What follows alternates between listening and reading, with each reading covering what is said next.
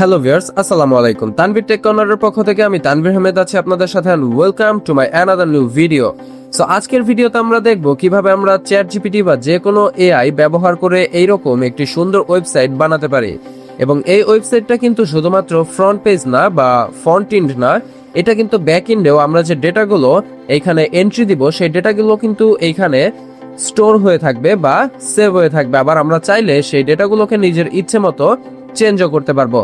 So আমি যদি একটু দেখাই যে অ্যাড লোনে গিয়ে আমরা এখানে জাস্ট নর্মালি একটা নাম দিয়ে দিলাম এবং এইখানে আমরা ডেসক্রিপশনে একটা পার্সোনাল লিখে দিলাম, এইখানে আমরা অ্যামাউন্ট দিয়ে দিব এবং এইখান থেকে আমরা সেভ লোনে ক্লিক করব।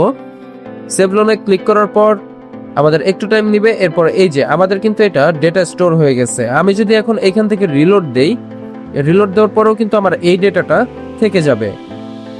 এই যে আমাদের কিন্তু এই ডেটাটা থেকে গিয়েছে। আবার আমরা চাইলে এখান থেকে ডিলেটও করে দিতে পারবো এটা। সো আমরা এখান থেকে ডিলেট করে দেই। এরপর দেখি এই যে আমরা ডিলেট করার সাথে সাথে কিন্তু এটা জিরো হয়ে গিয়েছে। সো এরকম একটি দারুণ ওয়েবসাইট আমরা খুব সহজেই এআই ব্যবহার করে ক্রিয়েট করতে পারবো। আর এখানে আমাদের কিন্তু কোনো ধরনের টাকা পয়সা খরচ হবে না। তো কিভাবে আমরা এই ধরনের ওয়েবসাইট খুব সহজে বানাতে পারি চলুন দেখে নেই। এরকম ওয়েবসাইট বানানোর জন্য প্রথমে আমরা যে কোনো একটি এআই সিলেক্ট করে নিব। তো আমি চ্যাট জিপিটিটা সিলেক্ট করে নিচ্ছি। এখানে আমরা জাস্ট বলে দিব যে আমাদেরকে গুগল এক্সেল শিট বা গুগল শিটের মাধ্যমে আমরা একটি ওয়েবসাইট বানাতে চাচ্ছি, কি টাইপের ওয়েবসাইট বানাবো সেটা আমরা এখানে উল্লেখ করে দিব এবং বলবো যে আমাদেরকে ফুললি একটা কমপ্লিট প্রজেক্ট ফাইল ক্রিয়েট করে দিতে। তো এইখানে আমাকে এই যে এই ফিচারগুলো সহ একটা ফাইল ক্রিয়েট করে দিয়েছে। তো এটা আমরা এখান থেকে ডাউনলোড করে নিচ্ছি। আপনারা নর্মালি আপনাদের মতো করে যে কোনো টপিকের ওপর নিয়ে আপনারা এখান থেকে জাস্ট ফাইলটা সেভ করে নেবেন। সেভ করে নেওয়ার পর আমাদের ফাইলটাতে আমরা চলে যাই। আমাদের কিন্তু এটা জিপ আকারে ছিল, আমরা এখানে আনজিপ করে নিয়েছি। এবার আমরা আমাদের সেই ব্রাউজারে চলে যাব এবং এইখান থেকে গুগল শিট লিখে সার্চ করব। তো গুগল শিট লিখে সার্চ করার পর আমাদের সামনে এরকম ইন্টারফেস চলে আসবে। এখান থেকে আমরা শিটে সাইন ইন করে নিব। আমাদের সামনে এরকম একটি পেজ ওপেন হবে। এইখান থেকে আমরা এই যে আনটাইটেলড স্প্রেডশিট, এইখানে আমরা নিজেদের ইচ্ছে মতো একটা নাম দিয়ে দেই। তো লাইক আমি ধার দিয়ে দিলাম। এরপর এইখান থেকে আমরা সিম্পলি যে এক্সটেনশন নামে যে অপশনটি আছে এই এক্সটেনশনে ক্লিক করে দিব। এরপর এইখান থেকে অ্যাপস স্ক্রিপ্ট এই অপশনটাতে একটি ক্লিক করে দিব। এই অপশনে ক্লিক করার পর আমাদের সামনে অনেকটা এরকম একটি ইন্টারফেস ওপেন হয়ে যাবে। আচ্ছা, এখানে লোড নিচ্ছে। এই যে এরকম একটি ইন্টারফেস ওপেন হয়ে যাবে যেখানে আমরা বাম পাশে দেখতে পাচ্ছি code.js। এই ফাইলের মধ্যে আমার একটি কোড আছে। তো আমরা এখানে কি করব, আমরা এইখানে সিম্পলি যে ফাইলটা ডাউনলোড করেছিলাম, আমি একটু ফাইলটা ওপেন করে দেখাই। এই যে এখানে কিন্তু তিনটা ফাইল আছে, code.js, index.html এবং readme.md। তো readme.md এই ফাইলটা আমাদের তেমন একটা দরকার নেই। তো আমরা এই যে code.js এই ফাইলটাকে ওপেন করব। তো এটাকে ওপেন করার জন্য আমরা এটা নোটপ্যাড অথবা ভিএস কোড যে কোনো একটা দিয়ে ওপেন করতে পারি। তো ওপেন করার পর এই ফাইলটাতে যে কোডগুলো ছিল সেই কোডগুলো কিন্তু আমাদের সামনে এই যে চলে এসেছে। আমি যদি একটু দেখাই, তো এইখান থেকে আমরা এই কোড পুরোটাকে কন্ট্রোল এ দিয়ে পুরোটা সিলেক্ট করে নিলাম এবং কন্ট্রোল সি দিয়ে আমরা কপি করে নিলাম। এরপর আমরা এখান থেকে একটু ব্যাকে যাব। ব্যাকে যাওয়ার পর আমরা আবার সেই গুগল শিটের এই পেজটাতে চলে যাব।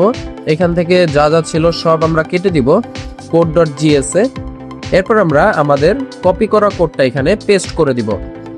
পেস্ট করে দেওয়ার পর আমাদের এইখানে কিন্তু আরেকটা ফাইল আছে, সেটা হচ্ছে index.html।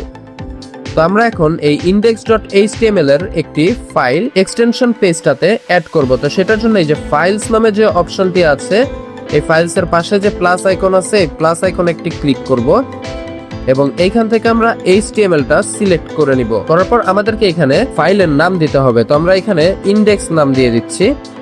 দেওয়ার পর আমরা ইন্টারে ক্লিক করে দিব। তো আমাদের ফাইলটা কিন্তু ক্রিয়েট হয়ে গিয়েছে। এবার আমাদের কাজ হচ্ছে আমরা আবার ফাইল এক্সপ্লোরারে চলে যাব এবং index.html এর এই কোডটাকে আমরা ওপেন উইথ নোটপ্যাড অথবা ভিএস কোডের মাধ্যমে ওপেন করে নিব। এটা ওপেন করলে আমাদের index.html এর যে কোডগুলো ছিল সেই কোডগুলো কিন্তু এখানে চলে আসবে। index.html এর কোডগুলো চলে আসছে, আমরা এটাকেও কপি করে নিলাম। এবার আমরা আবার গুগল শিটের সেই পেজটাতে চলে যাব এবং এইখানে আমরা যা লেখা ছিল এগুলোকে আমরা ডিলিট করে দিব এবং নতুন যে কোডটা আমরা কপি করেছি সেটা এখানে পেস্ট করে দিব। পেস্ট করার পর আমরা এখান থেকে যে ওপরে ডিপ্লয় নামে একটি অপশন আছে এই ডিপ্লয়তে ক্লিক করে দিব এবং এখান থেকে নিউ ডিপ্লয়মেন্ট এই অপশনে একটি ক্লিক করে দিব। এরপর আমাদের সামনে এরকম একটি পেজ ওপেন হবে। এইখানে যে সিলেক্ট টাইপ এটার পাশে যে একটি সেটিংস আইকন আছে এই সেটিংস আইকনে একটি ক্লিক করে দিব এবং এইখান থেকে আমরা ওয়েব অ্যাপ এই অপশনটা সিলেক্ট করব। সো এইখান থেকে আমরা ওয়েব অ্যাপটা সিলেক্ট করে দিলাম এবং এইখান থেকে হু হ্যাজ অ্যাক্সেস এটা আমরা চাইলে এনিওয়ান দিয়ে দিতে পারি এবং এইখান থেকে ডিপ্লয় অপশনে একটি ক্লিক করে দিব। এরপর আমাদেরকে এইখানে অ্যাক্সেস চাইবে, আমাদের যে জিমেলটা আছে এই জিমেলের অ্যাক্সেসটা চাবে, তো আমরা অথরাইজ অ্যাক্সেসে ক্লিক করে দিব এবং এইখানে এই যে অ্যাডভান্সড যে অপশনটা আছে এই অপশনে ক্লিক করার পর নিচে গো টু আনটাইটেল প্রজেক্ট এইখানে একটি ক্লিক করে দিব। এরপর নিচে গিয়ে আমরা কন্টিনিউ অপশনে একটি ক্লিক করে দিব। এরপর আমাদের একটু সময় নেবে, সর্বোচ্চ 3 থেকে 5 সেকেন্ড বা 10 সেকেন্ড এরকম সময় নেবে। তো আমাদের কিন্তু এটা ডিপ্লয় হয়ে গিয়েছে। এখানে ওয়েব অ্যাপ এরপরে যে ইউআরএলটা আছে এটাই কিন্তু আমাদের ওয়েবসাইটের ইউআরএল। তো আমি যদি একটু কপি করে যদি এখানে পেস্ট করে দেই, পেস্ট করে আমরা এন্টার দিলাম, এই যে আমাদের কিন্তু ওয়েবসাইটটা ক্রিয়েট হয়ে গিয়েছে। সো এইভাবে কিন্তু আমরা খুব সহজেই মাত্র 2 মিনিটের মধ্যে এরকম একটি ওয়েবসাইট বানিয়ে ফেলতে পারি। এছাড়াও এই ল্যান্ড বুক ছাড়াও আপনাদের ইচ্ছে মতো অন্য যে কোনো টাইপের যেগুলো ডাটাবেস ভিত্তিক বা ডেটা স্টোর করে রাখতে হয় এরকম ওয়েবসাইট কিন্তু এই চ্যাট জিপিটি এবং গুগল শিটের মাধ্যমে খুব সহজেই ক্রিয়েট করে নিতে পারবেন। সো এই ছিল মোটামুটি আজকের ভিডিওটা ভালো লাগলে সবাই ভিডিওতে একটি লাইক দিবেন আর চ্যানেলটি সাবস্ক্রাইব করে পাশেই থাকবেন। ধন্যবাদ।